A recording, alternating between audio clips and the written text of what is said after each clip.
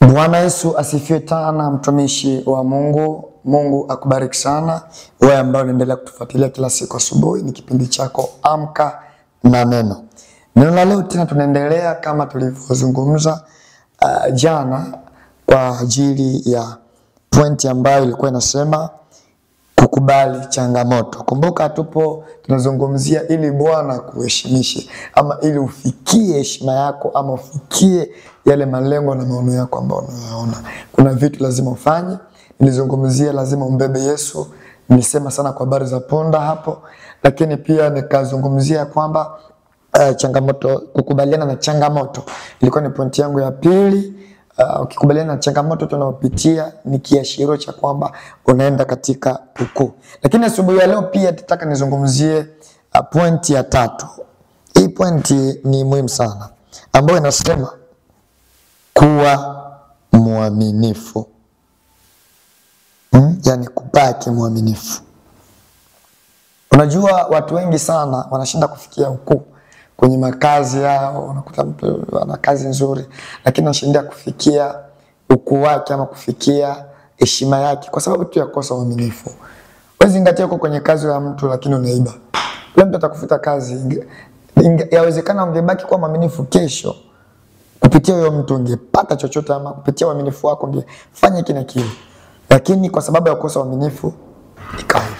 Yani inatuambia hata kwa maisha yetu ya kiutumishi ama maisha yetu ya kimwili pia. Ukikuwa mwaminifu, Biblia inasema atakayekuwa mwaminifu kwa madogo atakuwa mwaminifu hata kwa makubwa pia. Na Mungu atamwamini kwa makubwa. Bwana Yesu asifiwe sana. Kwa hiyo kubaki kuwa mwaminifu ni moja ya point ambayo itakusababisha ukafikia ukuu wako, ama ukafikia ukuu wako na heshima unayotafuta. Jitahidi katika mambo yote kuwa mwaminifu. Kama vile katika kitabu cha Mwanzo sura ya 39 mstari wa 9. Neno la Mungu linasemaje? Hakuna mkuu katika nyumba hii kuliko mimi, wala ukunizuilia kitu chochote. Samahani, hakuna mkuu katika nyumba hii kuliko mimi, wala hakunizuilia kitu chochote ila wewe. Kwa kuwa wewe mkewe, nifanyeje ubaya huu mkubwa nimkose Mungu? Huyu ni Yusufu. Yusufu anamwambia yule mwanamke, mke wa Potifa, kwamba huyu bwana wangu hakunizuilia kitu chochote, na mimi ni mkubwa kabisa katika nyumba. Yaani kama mimi ni mkubwa na kumiliki hata wewe mke wa Potifa. Na kumiliki. Na nimepewa vitu vyote na Potifa, amenipatia hivi vitu vyote. Hadi wewe upo chini yangu. Sasa anasemaje? Anasemaje kwamba nifanyeje ubaya huu mkubwa nimkose Mungu? Kwa kitu ambacho Yusufu anaogopa hapa sio kumkosea Potifa, lakini ni kumkosea Mungu. Kuna watu wanaacha kufanya uzinzi sio kwa uaminifu wa kwamba usimkosee Mungu, lakini unajua kifanya uzinzi wanaogopa watapata ukimwi. Ndio wale watu ukiwapa samani niseme nile ukapatia kondom wanafanya. Lakini kwa sababu hapana nini wanaogopa, magonjwa siku hizi ni mengi. Huyu Yusufu mwenzetu anakataa kufanya uzinzi, anakataa kulala mke wa Potifa. Si kwa sababu ya kumheshimu Potifa, lakini kwa sababu tu ya kumheshimu Mungu. Ndio maana nasema nifanyeje ubaya huu mkubwa nimkose Mungu? Uaminifu wa jamaa Mungu akauona, na ndio maana mwisho wa siku Yusufu anafikia ule ukuu ambao tunamsikia waziri, ni kwa sababu ya uaminifu aliokuwa nao. Asubuhi ya leo niko hapa kukwambia kwamba unapokuwa mwaminifu mbele ya Bwana, na ndo Bwana anaenda kupeleka viwango vingine.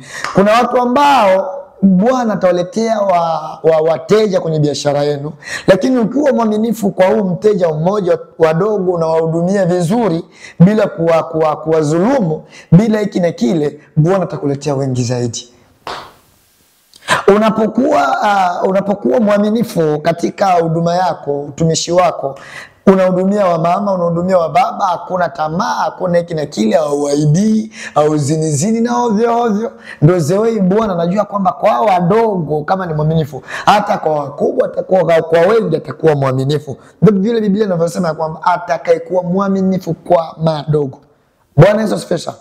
Ninachokuomba sana, tafuta kuwa mwaminifu. Tafuta kuwa mwaminifu mbele ya Mungu. Kazini kwako kuwa mwaminifu kwa mabosi wako. kazini kwako, kuwa mwaminifu kwenye biashara yako. Kanisani uwe mwaminifu kwa wakuu wa viongozi wako. Uwe mwaminifu kwa huduma ulioibeba. Usiogope kufanya kitu kwa sababu ya madhara atakupata, lakini ogopa kufanya kwa sababu ya Mungu, kumkosa Mungu. Bwana Yesu asifiwe sana. Hii ni somo nzuri sana hapa ambapo jamaa amekataa kuzini na mtu si kwa sababu amekuwa mwaminifu. Bwana Yesu asifiwe sana. Na uaminifu tunakuta hata kwa Daudi. Daudi pia Biblia inasema nini? Daudi anajua ya kwamba kwenye kitabu cha Samueli wa kwanza sura ya 18 mstari wa 11 anakutana na upinzani mkubwa sana kama upinzani aliyokuwa nao mtumishi wa Mungu Yusufu.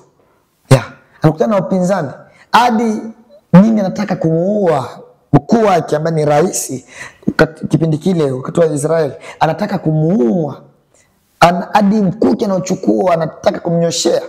Lakini Biblia inasema nini wakati wanakutana sehemu? Wanakutana pale Yusufu mtumishi wa Mungu huyo Sauli kalala fofofo. Daudi anafika pale anamwambia siwezi nikamgusa masiwa wa Bwana mpaka aliwe mafuta wa Mungu. Uaminifu wa Daudi ndio unasababisha Daudi kesho anakuwa mfalme juu ya Israeli. Ni maombi yangu unapokuwa mwaminifu kwa madogo. Yaani uaminifu upo kwa mambo mengi, hata fungu la 10 pia. Je, wewe ni mwaminifu kwa fungu la 10? Unapata fungu la 10 unalitoa vizuri ili Bwana kufanikisha? Uaminifu ni katika kila hengo. Katika kuheshimu mwili wako, katika kuheshimu Mungu wako, katika kuheshimu kanisa lako, katika kuheshimu biashara yako. Ukikuwa mwaminifu na ndio Mungu atakavyokuwezesha katika kitu hicho hicho. Ili neno la Bwana kupitia asubuhi ya leo Bwana alisema nikutie nguvu. Jitahidi kwa mambo madogo madogo ukawa mwaminifu. Hata kusikiliza vipindi kama hivi lazima uwe pia mwaminifu.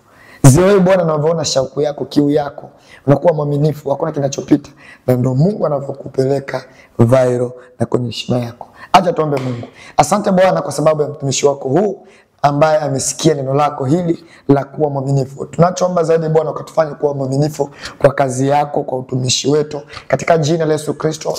Neno lako linasema ya kwamba tunaweza mambo yote kwako wewe unatutia nguvu. Ndio maana hata kuishi maisha ya uaminifu mpaka Roho Mtakatifu atutie nguvu. Roho Mtakatifu karibu ndani mwetu. Popote pale tulipoenda kinyume na mapenzi yako, hatujatenda kwa uaminifu, Bwana ukatusamee na kutupatia nguvu mpya na mwendo mpya. Katika jina la Yesu Kristo naomba na kuamini. Amen. Ubarikiwe sana mtumishi wa Mungu. Tukutane kwa kipindi cha Amka na Neno cha kesho. Barikiwa.